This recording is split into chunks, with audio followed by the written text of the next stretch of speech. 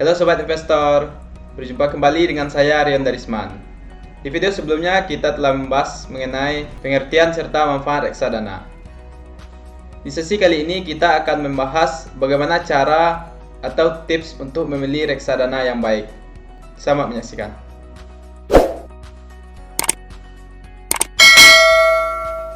Ada 5 cara yang harus kita ketahui sebelum kita memulai berinvestasi di reksadana. Yang pertama adalah memahami profil dan tujuan investasi yang kita lakukan. Apabila sobat investor seorang risk taker atau berani mengambil risiko, maka investasi yang cocok adalah investasi di reksadana saham.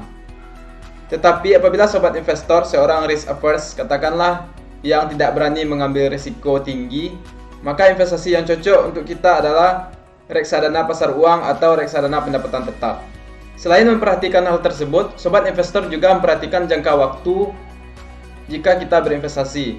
Apakah waktunya 1 atau sampai 2 tahun, 4 sampai 6 tahun? Jika sobat investor berinvestasi 1 sampai 2 tahun, maka yang cocok adalah kita berinvestasi di reksadana pasar uang. Dan apabila tujuan kita berinvestasi adalah 4 sampai 6 tahun, maka investasi yang cocok kita adalah berinvestasi di reksadana campuran.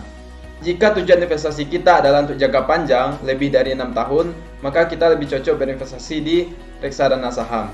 Jadi itu hal pertama yang harus kita pahami terlebih dahulu sebelum memulai berinvestasi. Dan yang kedua, tingkat return atau bunga yang diberikan oleh manajer investasi tersebut. Jadi kita sebagai investor harus melakukan check and recheck konsistensi bunga atau pendapatan reksadana tersebut. Kemudian poin yang ketiga yaitu kita harus memahami tingkat risiko dari suatu manajer investasi. Karena di investasi tersebut yang namanya risiko itu berbanding lurus dengan pendapatan ataupun keuntungan.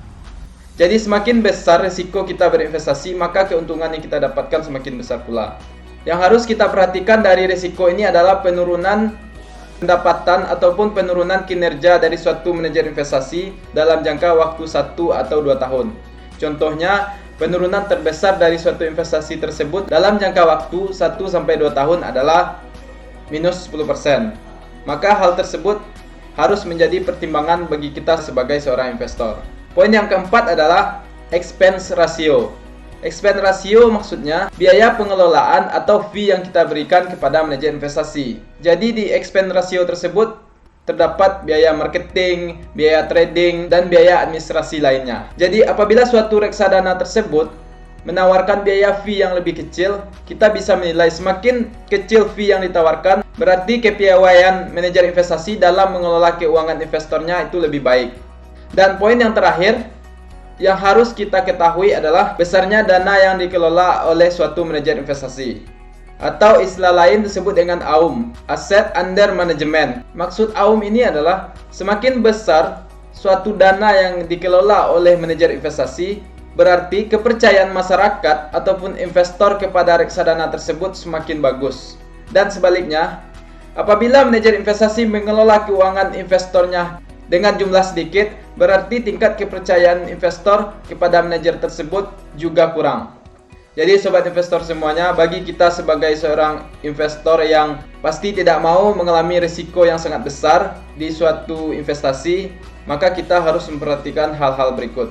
Jadi sekian tips dan trik cara memilih reksadana yang baik yang dapat saya sampaikan. Sampai berjumpa kembali di video selanjutnya. Jika ada request mengenai investasi apa yang akan kita bahas pada video selanjutnya, silakan tinggalkan di kolom komen di bawah ini. See you next time, bye bye.